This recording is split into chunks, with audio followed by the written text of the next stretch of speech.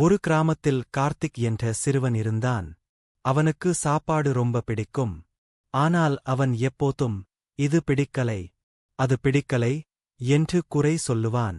ஒரு நாள் அவன் அம்மா சாம்பார் சாதம் செய்தார்.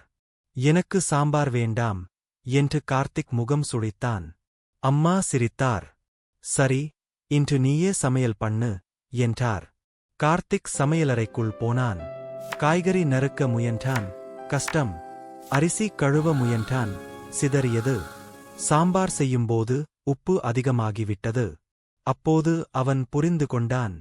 அம்மா தினமும் எவ்வளவு கஷ்டப்பட்டு சாப்பாடு செய்வார்.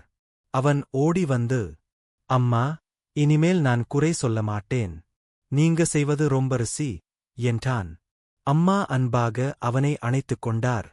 அந்த நாள் முதல் கார்த்திக் சாப்பாட்டை மதிக்க கற்றுக்கொண்டான். நன்னெறி. சாப்பாடு வீணாக்காதே. உழைப்பை மதிக்க கற்றுக்கொள். இந்த கதை உங்களுக்கு பிடித்து இருந்தால் மறக்காமல் இந்த வீடியோவிற்கு ஒரு லைக், ஷேர் மற்றும் சப்ஸ்கிரைப் பண்ணவும் எனக்கு மிகவும் பயனுள்ளதாக இருக்கும்.